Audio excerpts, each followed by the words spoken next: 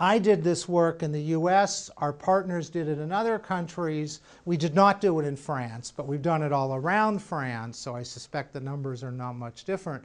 I wanted to know how much, and in my case for America, how much money does the average American spend on communication services that didn't exist a generation ago? So we're not talking about landline phones, which our parents and grandparents had. We're talking about mobile phones, cable or satellite television, broadband, PVRs, all these things.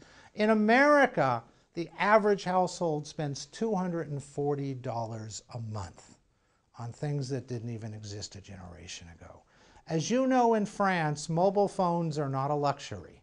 They are considered a necessity, and your penetration rate is over 100%, which is much higher than what we have in America. For anyone who uses the internet, which in France is about 74% of the population, broadband is not a luxury anymore. You can't do the things most of us want to do in dial-up. One of the reasons why the EG8 embraced universal broadband. And the one area we're different than France, only 10% of Americans get our television free to air.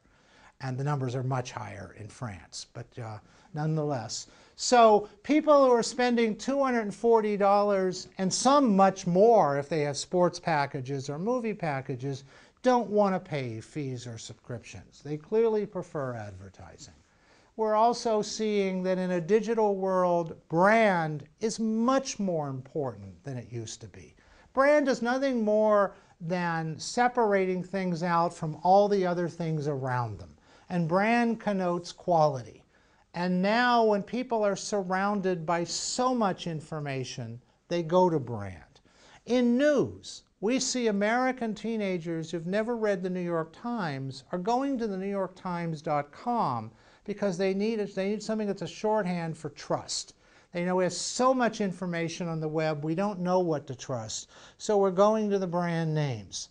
In the corporate world, Chanel, one of the great brands of the last 100 years, we see brand becoming even more important because it separates you out from all the other things around you. Restaurant owners know that what people really like are 8 to 10 choices. Enough choices to feel that you can actually make a choice, but not so many that you're overwhelmed.